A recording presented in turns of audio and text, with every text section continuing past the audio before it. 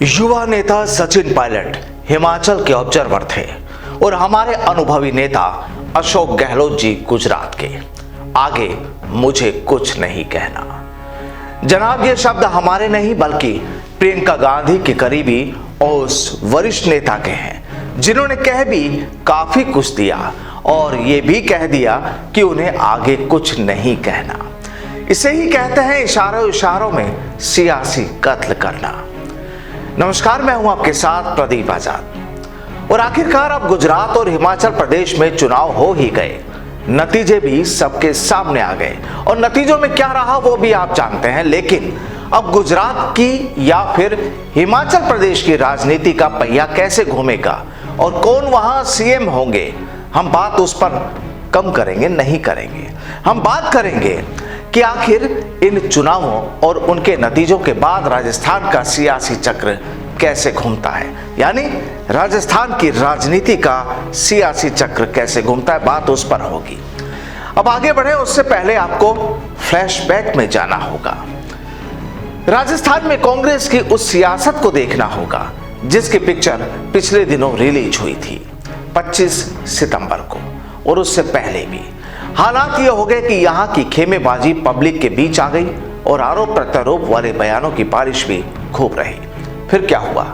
कांग्रेस आला कमान ने देखा तो उन्हें भी याद आया कि राजस्थान में तो उन्हें भी चलना है पैदल पैदल, और अगर उस वक्त गहलोत पायलट के ये सियासी झगड़े होते रहे तो मामला बिगड़ सकता है और उनकी यात्रा में खलल पड़ सकता है।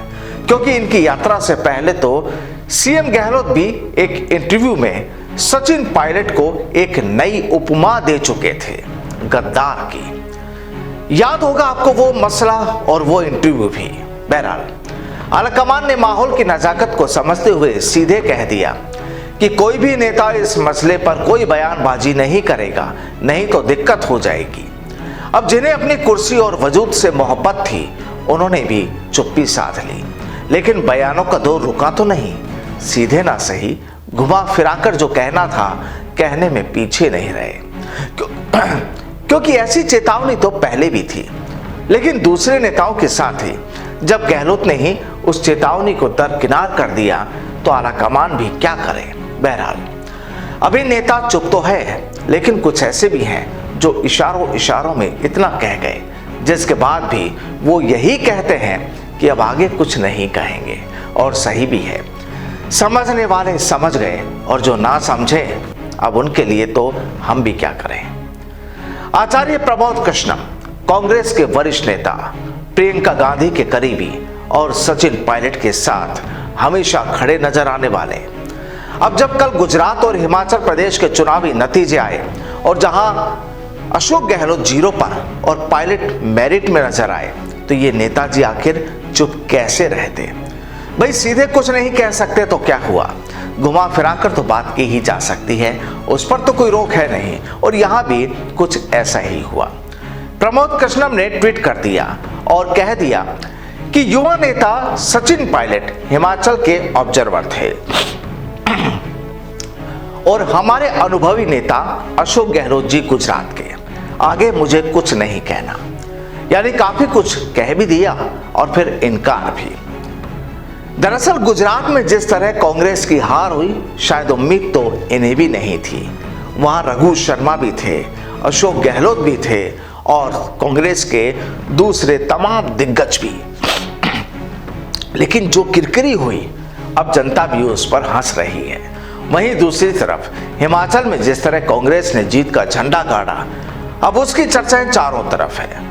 दरअसल हिमाचल में चुनाव प्रचार में जिस तरह प्रियंका गांधी और उनके साथी सचिन पायलट ने पब्लिक को रिझाया उसका नतीजा सबके सामने आ गया। तो कहानी यही कि फिर प्रमोद कृष्णम चुप भी कैसे रहते, सीधे नहीं तो घुमा फिराकर कह दी अपनी बात।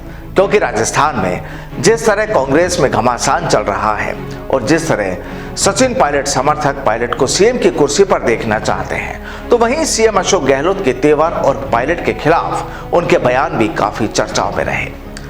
कुल मिलाकर कहानी यही कि अब राजस्थान में क्या होगा, ये सवाल बड़ा है, लेकिन माना जा रहा है कि कि यहाँ जो भी उलझे सवाल हैं, लगता है उनका जवाब राहुल गांधी की भारत जोड़ो यात्रा के बाद ही संभव होगा, क्योंकि फिलहाल तो तमाम नेता यही कहते हैं कि हम चुप रहेंगे।